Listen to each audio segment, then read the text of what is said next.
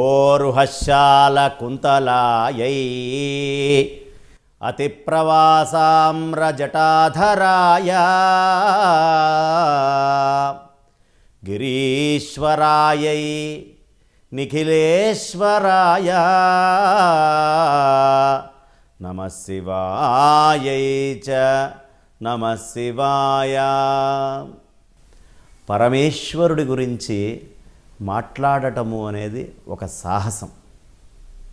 అయినా అందరికీ పరమేశ్వర తత్వం అందాలి అనే సదుద్దేశ్యంతో, ఎంత గ్రోలగలమో అంత తెలుసుకోవాలనే సదుద్దేశ్యంతో మహాన్యూస్ తరఫున సర్వం శివమయం అని ఆ శివతత్వాన్ని తెలియపరిచేటటువంటి కార్యక్రమాన్ని నిర్వహిస్తున్నారు. కాబట్టి ఈ కార్యక్రమంలో ఆ శివతత్వాన్ని గూర్చి పరమేశ్వరుడు చెప్పే 4 మాటలు పలకాలి అనే ఉద్దేశ్యంతో అంగీకరించటమైనది. మహాన్యూస్ ప్రేక్షకులందరికీ మహాశివరాత్రి శుభాకాంక్షలు. శివరాత్రి అనంగానే ఎలాంటి వాళ్ళకైనా ఒళ్ళు గగురు పొడుస్తుంది. మిగతా ఏ పండగలు మనం చేసుకున్నా సుష్టుగా మృష్టాన్న భోజనాలు చేసి తృప్తిగా నిద్రపోయి ఆనందంగా ఆ భగవత్ కథా కాలక్షేపాలని మనం చేస్తూ ఉంటాం. కానీ 2 ప్రధానమైనటువంటి పండగలు ఉత్తరాయణంలో 1, దక్షిణాయనంలో 1, 2గా విభజించబడి మనకి పూర్ణమైనటువంటి ఉపవాసము, పూర్ణమైనటువంటి జాగారంతో చేసుకునే పండగలు. అందులో మహాశివరాత్రి ఉత్తరాయణానికి సంబంధించిందైతే, దక్షిణాయనానికి సంబంధించి కృష్ణాష్టమి. అంటే ప్రతి 6 నెలలకి ఒకసారి ఈ శరీరానికి ఆహారము నిద్ర అనేది గనక లేకుండా ఆపినట్లయితే ఈ శరీరం లోపల ఉండేటటువంటి చెడు మొత్తము కూడా దూరమై మంచి అనేటటువంటి లక్షణాలు, అది సైంటిఫిక్గా కానివ్వండి, లేదు శారీరకంగా కానివ్వండి, మానసికంగా కానివ్వండి, ఆరోగ్యాన్ని ఇస్తుంది. అందుకని దక్షిణాయనం 6 నెలల్లో 1 రోజు, ఉత్తరాయణం 6 నెలల్లో 1 రోజు. అదే శివరాత్రికి ఇంకొక కొంచెం ప్రత్యేకత. ఇది ఉత్తరాయణానికి సంబంధించింది కదా, కొంచెం అధిక ప్రాధాన్యత ఇచ్చారు. వేదం ఏం చెప్తుందయ్యా?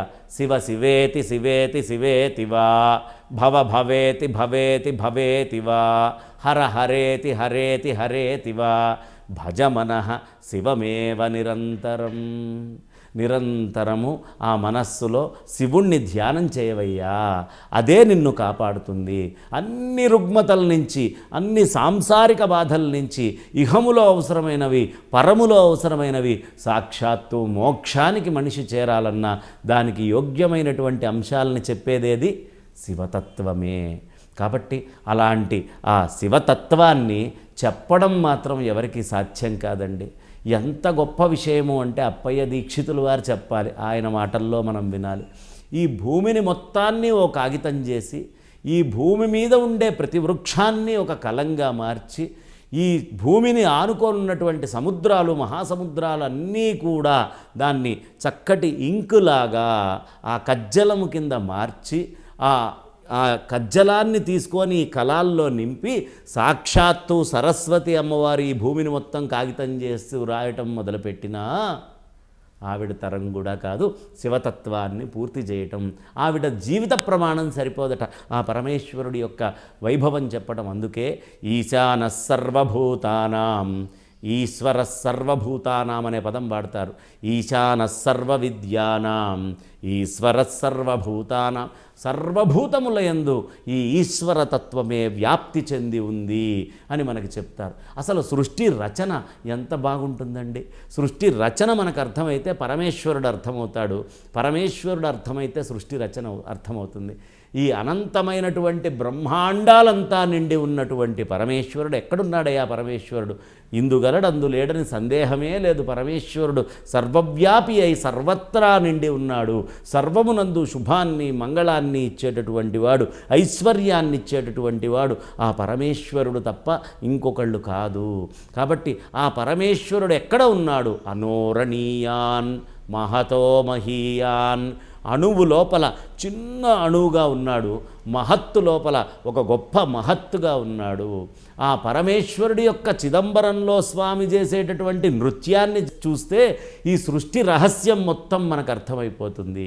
ఏమిటి అంటే చక్కగా తపోముద్రలో నిర్గుణ నిరంజన సచ్చిదానంద ఘన చిదానంద పరబ్రహ్మస్వరూపమై కూర్చున్నటువంటి ఆ పరమేశ్వరుడు ఒక్కసారి లేచి నృత్యం చెయ్యాలి.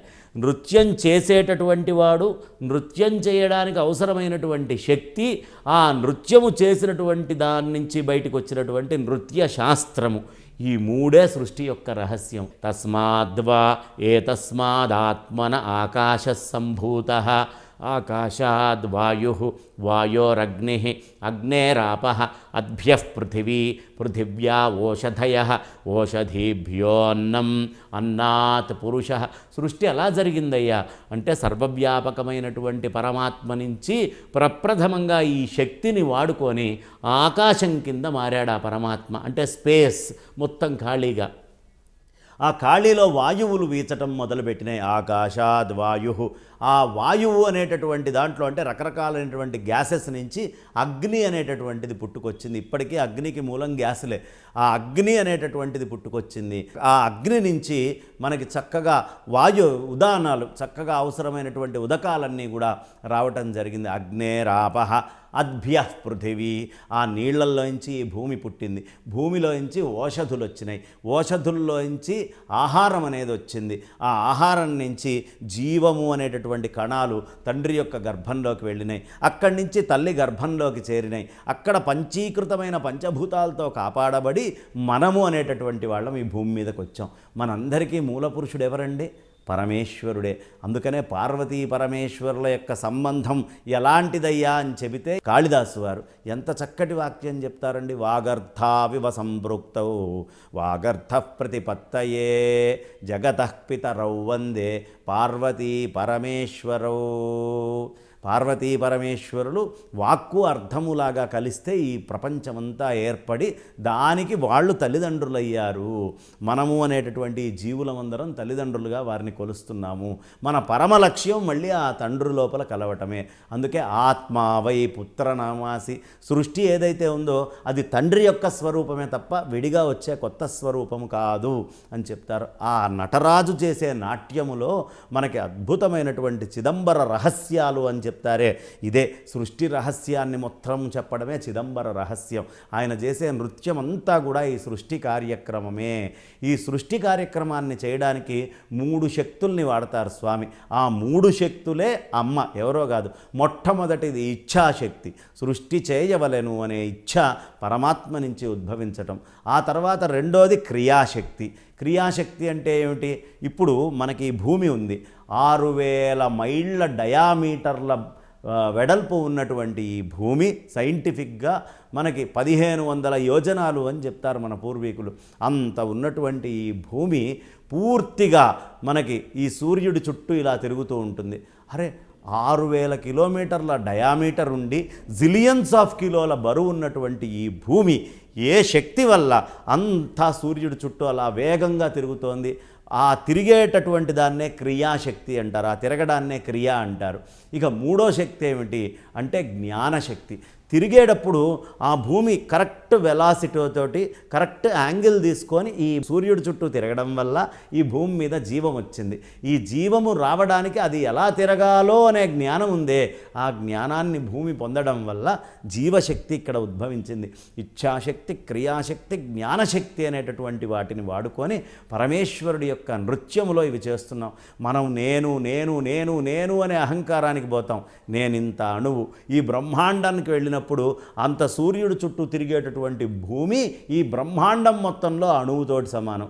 ఈ భూమే అణువైనప్పుడు ఇందులో నేను అనేటటువంటి చిన్న మాత్రపు అహంకారం ఎంతటి అణువై ఉంటుంది. కాబట్టి అంత చిన్నదైనటువంటి దాన్ని మనం పట్టుకొని ఊగులాడి ఎగురుతున్నామే. కానీ అంత భూమిని అంతటిని బ్రహ్మాండాలని సృష్టించినటువంటి ఆ పరమాత్మ యొక్క విభూతిని తెలుసుకొని ఆ పరమాత్మకి నాకు భేదం లేదని ఈ అణువుని ఆ పరమాత్మలో కలిపేటటువంటి ప్రయత్నం ప్రయత్నం మనం చెయ్యం. అది చెయ్యటమే నిజమైనటువంటి శివము, నిజమైనటువంటి మంగళము. అందుకనే శివరాత్రి నాడు, మహాశివరాత్రి నాడు ప్రతి వాళ్ళు ఉపవాసం ఉండి, ఈ సమీపవాసం, భగవంతుడికి చాలా సమీపంగా వాసం చేయాలి. ఉపనిషత్తులు, ఉపనయనాలు అనేటటువంటి పదాలు మనం వాడతాంగా. ఉపనిషత్తు అంటే పరమాత్మకి దగ్గరికి తీసుకెళ్ళేది. ఉపనయనము అంటే ఈ బుద్ధిని ప్రచోదనం చేసి పరమాత్మకి దగ్గరగా తీసుకెళ్ళటాన్ని ఉపనయనం అంటారు.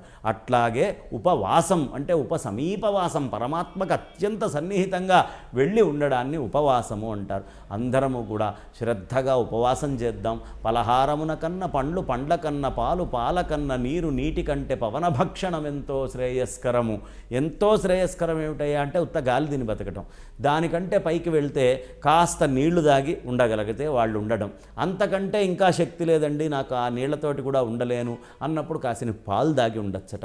పాలు తాగి కూడా నేను ఉండలేను అనుకుంటారా? అన్ని పండ్లు తిని ఉండండి. ఆ పండ్లు తిని కూడా నేను ఉండలేనంటే కొంచెం పలహారం తిని ఉండండి. బాల వృద్ధాతురులు ఎవరైతే ఉన్నారో వాళ్ళకి ఇవన్నీ ఉండవు. వాళ్ళ శక్తిని బట్టి వాళ్ళు ఉండొచ్చు, తినచ్చు. కానీ శక్తి ఉన్నవాడు మాత్రం శివరాత్రి రోజు చక్కగా తింటే చాలా యోగ్యమైనటువంటి ఫలితాలు వాళ్ళకు వస్తాయి. ఏం తింటే? గాలిని తిని ఉంటే. మిగతా ఆహారాలన్నీ నేతిగారెలోవి తింటే కాదు, గాలిని తిని ఉండగలిగితే మాత్రం అదృష్టవంతులము. అలా గాలిని తిని ఉపవాసం చేస్తూ ఏం చెయ్యాలి? జాగరణం చెయ్యాలి. జాగరణము అంటే ఏమిటి? కామం క్రోధశ్చ లోభశ్చ దేహే తిష్టంతి తస్కరాః జ్ఞానరత్నాపహారాయ తస్మాత్ జాగృత జాగృత. మెలకువతోటి ఉండు. ఎందుకు మెలకువతోటి ఉండాలి?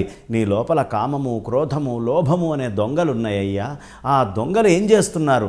ఎప్పుడు జ్ఞానము అనే రత్నం బయటకు వస్తుందో అప్పుడు ఆ రత్నాన్ని దొంగతనం చేసి నిన్ను అజ్ఞానిగా తయారు చేస్తున్నాయి. కాబట్టి జాగ్రత్తగా మేల్కొనుండు. తస్మాత్ జాగృత జాగృత. కానీ జాగృతగా మేల్కొని ఉండడము అంటే ఏమిటి అంటే పరమేశ్వరుణ్ణి అంధకారమయమైనటువంటి హృదయము లోపల అగ్నిలింగంగా, ఎలా అయితే మహాశివరాత్రి నాడు పరమేశ్వరుడు ఆ విష్ణుమూర్తి వారికి బ్రహ్మదేవుడికి ఇద్దరికి గొడవ వచ్చినప్పుడు ఒక అగ్నిలింగంగా ఉద్భవించి సత్యనారాయణ స్వామిగా నిజం చెప్పినందుకు విష్ణుమూర్తిని, అబద్ధం చెప్పినందుకు బ్రహ్మ యొక్క 5 శిరస్సుల్లో ఒక శిరస్సుని ఖండించాడో ఆయన చెప్పే సత్యం ఏమిటి అంటే హృదయము లోపల అగ్నిస్వరూపమైనటువంటి ఆ పరమేశ్వర లింగాన్ని హృదయంలో ప్రతిష్ఠ చేసుకొని అబద్ధాలు ఆడకుండా సత్యము మాత్రమే ఆచరిస్తూ మన లోపల ఉండే అహంకారాన్ని చంపుకొని గనక మనం ఉంటే పరమేశ్వర అనుగ్రహానికి మనం పాత్రులమవుతాము అనే సత్యాన్ని అక్కడ మనకి తెలియపరుస్తున్నారు.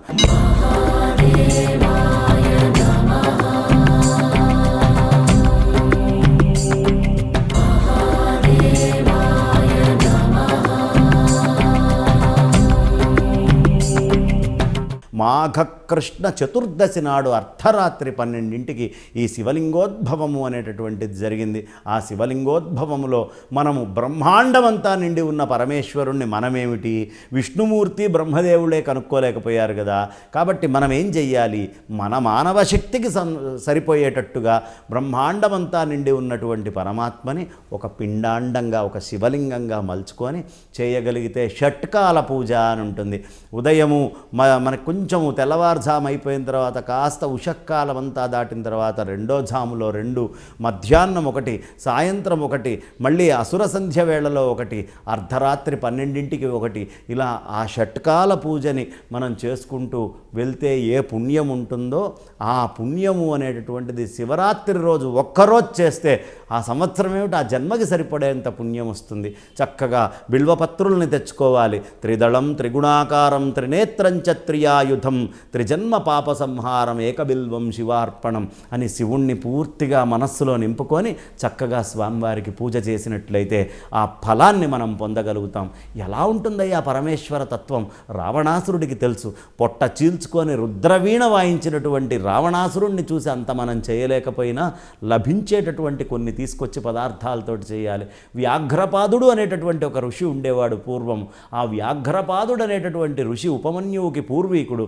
ఆ వ్యాఘ్రపాదుల వారు ఏం చేసేవారయ్యా అంటే, ఒకసారి అతని భక్తికి మెచ్చి పరమేశ్వరుడు ప్రత్యక్షమై ఏం కావాలి నాయన అంటే, అయ్యా నేను అడవిలోకి వెళ్ళి ఆ బిల్వపత్రిని తెచ్చి నీకు పూజ చేయాలంటే కాస్త కష్టంగా ఉందయ్యా, నా కాళ్ళు పులికాళ్లలాగా తయారు చెయ్యి, అప్పుడు నేను ఎక్కడికంటే అక్కడికి ఉరుక్కుంటూ వెళ్ళి అవసరమైనటువంటి సామాగ్రిని వేగంగా తీసుకొని రాగలుగుతా, అడవిలో ఎక్కడికైనా వెళ్ళగలుగుతాను అని చెప్పి ఆయన పులి యొక్క పాదాలని తీసుకున్నాడు పరమేశ్వరుడికి బిల్వపత్రాలు తేవడానికి. అందుకనే ఆయన్ని వ్యాఘ్రపాదుడు అని పిలుస్తాం.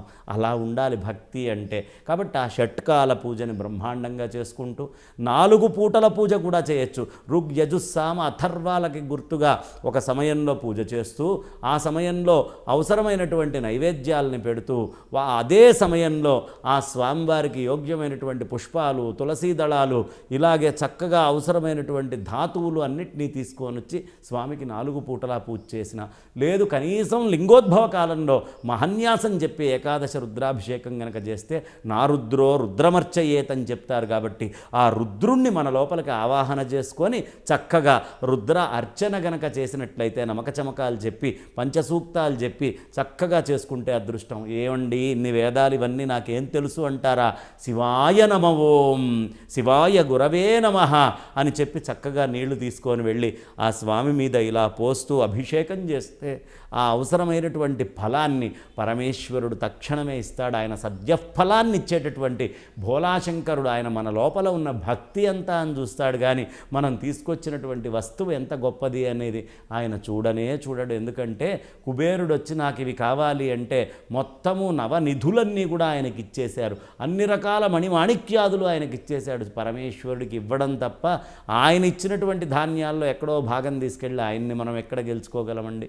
కాబట్టి మనస్సుని తీసుకెళ్ళి పరమేశ్వరుడి మీద పెట్టాలి. ఒక సందర్భంలో ఆదిశంకర భగవత్పాదాచార్యులు వారు అంటారు, అయ్యా నీ దగ్గర అన్నీ ఉన్నాయి, నేను నీకేమి ఇవ్వగలను అని మొదట్లో మాట్లాడి, తర్వాత శివయ్య నీ దగ్గర లేనటువంటిది నా దగ్గరే ఉన్న వస్తువు ఒకటి ఉందయ్యా అన్నాడు. ఇదేమిట్రా, నా దగ్గర లేనిది వీడి దగ్గర మాత్రమే ఉన్నది ఒకటి ఉందా అని పరమేశ్వరుడు పైనుంచి శంకరులను ఇలా చూస్తూ ఉన్నారు. అప్పుడు శంకరుడు అంటాడు, ఏమీ లేదు, మీకు మనస్సు అనేటటువంటిది ఒకటి ఉంది కదా నా లోపల, ఈ మనస్సు అనేటటువంటిది నీ మీద తప్ప అంతా తిరుగుతోందయ్యా, ఇది ఇంకా నీ వస్తువు కాలేదు, ఎప్పుడు నా మనస్సుని నీలో కలుపుకుంటావో అప్పుడు నువ్వు పూర్ణుడివి అవుతావు, ఇంకా ఈ మనస్సుని కలుపుకోలేదు కదయ్యా, కాబట్టి నీ పూర్ణత్వం కోసం నా మనస్సుని తీసుకో అని వేడుకుంటారు. అది శివభక్తి. అలా ఉండాలి. చక్కగా షట్కాల పూజ చేస్తూ ఆ షట్కాలాల్లో స్వామివారి యొక్క అర్చన చేస్తే ఏమొస్తుందో తెలుసా అండి? ఇప్పుడు మనము బ్రహ్మాండం అంతా నిండి ఉన్న శివుణ్ణి పిండాండంగా శివలింగంగా పెట్టుకున్నాం కదా, ఈ శివలింగం మీద మనం కూర్చొని చక్కగా నమస్తే అస్తు భగవన్ విశ్వేశ్వరాయ మహాదేవాయ త్రయంబకాయ త్రిపురాంతకాయ త్రికాగ్నికాలాయ కాలాగ్నిరుద్రాయ నీలకంఠాయ మృత్యుంజయాయ సర్వేశ్వరాయ సదాశివాయ శ్రీమన్మహాదేవాయ నమః అని కనుక అన్నామనుకోండి, ఏమైంది అక్కడ? సమస్తమైన ఆకాశాలని పూజ చేసాం శబ్దంతో ఆకాశాన్ని పూజ చేసినటువంటి పుణ్యం మనకు వచ్చింది. అలాగే చక్కగా అక్కడ కూర్చొని రకరకాలైనటువంటి సుగంధ ద్రవ్యాలు నిండేట్టుగా చేస్తే బ్రహ్మాండంలో ఉన్న వాయువులన్నీ పూజ చేసినట్టట. ఈ చిన్న శివలింగానికి కొద్దిగా వేస్తే అంత నెయ్యి గనక శివలింగం మీద పోస్తే బ్రహ్మాండంలో ఉన్న అగ్నులన్నిటినీ పూజ చేసిన ఫలితం వస్తుంది అని పెద్దలు చెప్తారు.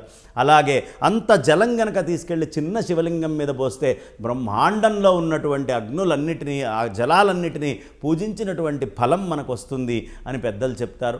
అలాగే అంత భస్మము, ఈ పృథివీ నుంచి దొరికేటటువంటి మృత్తు, అవి తీసుకొని వెళ్ళి పూజ చేస్తే మొత్తం పృథివీని పూజ చేసినటువంటి ఫలం వస్తుంది. అక్కడి నుంచి వట్టివేళ్ళు, మారేడు దళాలు, పువ్వులు ఇవన్నీ కనుక తీసుకొని వెళ్తే సమస్తమైన ఓషధులతోటి పూజ చేసినట్టు అవుతుంది. అంత అన్నం తీసుకొచ్చి కుంభాభిషేకం అని చేస్తారు. జీవులకి మూలము అన్నము కదా, అన్నాత్ పురుష అన్నారు కదా, కాబట్టి సమస్తమైన జీవరాశితోటి మనం ఆయనకు అభిషేకం చేసినటువంటి ఫలం వస్తుంది. ఇట్లా రకరకాలైనటువంటివి మనకి చెప్పారు. ఈ సృష్టి క్రమం ఎలా వచ్చిందో అదే క్రమంలో ఆయన అర్చన సాగాలి. ఈ జీవుడు అలా అర్చించుకుంటూ దేహో దేవాలయో ప్రోక్త, ఈ శరీరమే దేవాలయం చేయలేము. జీవో దేవ సనాతన, నా లోపల ఉన్న జీవుడే సనాతనుడైనటువంటి దేవుడు. త్యజేద్ అజ్ఞాన నిర్మాల్యం, నా లోపల ఉండే అజ్ఞానం అనే నిర్మాల్యాన్ని వదిలిపెట్టి సోహంభావేన పూజయేత్, నేనే అదే నేను, ఆ పరమాత్మకి నాకు తేడా లేదు. పూర్ణమదః పూర్ణమిదం పూర్ణాత్ పూర్ణముదచ్యతే పూర్ణస్య పూర్ణమాదాయ పూర్ణమేవావశిష్యతే అనేటటువంటి స్థితికి మనం అందరము చేరాలి. ఆ పరమాత్మ తప్ప ఇంకొకటి ఉండదు అనే స్థితికి చేరాలి. అంటే పరమేశ్వరుడి యొక్క ఆరాధన చేస్తే, పరమేశ్వర నామాన్ని తలుచుకుంటూ ఉంటే మన లోపల చిత్తశుద్ధి వచ్చి ఆ స్థితికి మనం చేరతాం. కాబట్టి అలాంటి స్థితికి మనం ఎలా రావాలి అనే దానికోసం మన మహర్షులందరూ నిర్ణయించి చేసింది మహాశివరాత్రి నాడు ఈ విధంగా ఉపసమీప వాసం చేస్తూ నిద్రపోకుండా జాగరూకుడివై ఈ జీవుడు మాయవైపు ప్రయాణం చేయకుండా మెలకువతోటి ఉండి లోపల ఉన్నటువంటి ఆ శివతత్వాన్ని నువ్వు దర్శిస్తావే, అప్పుడు నువ్వు ధన్యుడివైతావు. జాగ్రత్తగా మేల్కోనటువైపు ఉండు. మేల్కొని ఉండడం అంటే కళ్ళు తెరిచి ఉండడమే మేల్కోవడం కాదండి, బుద్ధిని తెరుచుకొని పరమాత్మ వైపు తిప్పుంచడాన్ని మేలుకోవడము అంటారు. అందుకనే మనకు అక్క మహాదేవి శివ అక్కడ శ్రీశైలంలో ఎంత మహాతల్లి అండి, ఎలాంటి తపస్సును ఆవిడ ఆచరించింది. అంతటి మహాత్మురాలైనటువంటి అక్క మహాదేవి ఒక మాట చెప్తుంది, శివయ్య నేను పుట్టినప్పుడు ఇట్లా కళ్ళు మూసుకున్నానయ్యా, మూసుకున్నప్పుడు చక్కగా ఇట్లా పుట్టంగానే మూసుకున్నటువంటి కళ్ళు కొద్దిగా ఇట్లా తెరిచాను, తెరవంగానే నేను నీ అమ్మని అని ఒక ఆవిడ వచ్చిందయ్యా, ఆ అమ్మ అని చూశాను, తర్వాత నాన్నని అని ఇంకొక ఆయన వచ్చాడయ్యా, తర్వాత మీ బంధువులము అత్త మామ బామ్మ అంటూ అమ్మమ్మ అంటూ రకరకాల వాళ్ళు వచ్చారయ్యా, ఇంకొద్ది కాలం అయ్యాక మేము మీ స్నేహితులం అంటూ కొంతమంది వచ్చారు, ఆ కళ్ళు తెరిచింది మొదలు స్నేహితులం అంటూ కొంతమంది వచ్చారు, తర్వాత నేను నీ మొగుణ్ణి అంటూ బుర్రమీసాలు వేసుకొని ఒకడు వచ్చాడయ్యా, ఆ తర్వాత వాడి నుంచి ఉద్భవించినటువంటి సంతానము నేను నీ కూతుర్ని నేను నీ కొడుకుని అంటూ వాళ్ళు బయటికి వచ్చారయ్యా, ఇంకా వాళ్ళకు పుట్టినటువంటి సంతానం మా అమ్మమ్మ మా తాతయ్య అంటూ నన్ను మా అమ్మమ్మ అని పిలవడం మొదలుపెట్టారు, బామ్మ అని పిలవడం మొదలుపెట్టారు. ఇలా కళ్ళు తెరిచిన దగ్గర నుంచి ఒక్కొక్కళ్ళు కలుసుకుంటూ వచ్చారయ్యా. కానీ నాకు ఒక్కసారి అనుమానం వచ్చింది, వీళ్ళందరూ వస్తున్నారు, అసలైనటువంటి నా శివయ్య రాడే అని నేను కళ్ళు మూసుకున్నానయ్యా. ఆ మూసుకున్నప్పుడు నాకు ఆత్మజ్యోతి దర్శనమై అప్పుడు వచ్చావయ్యా శివయ్య, నా కళ్ళల్లోకి నువ్వు, నా హృదయంలోకి నువ్వు. నాకు అర్థమైంది, చిన్నప్పుడు నేను కళ్ళు తెరిచా అనుకున్నదంతా కళ్ళు మూసుకొని బంధుత్వాల్లో మోహంలో మాయలో పడ్డదయ్యా.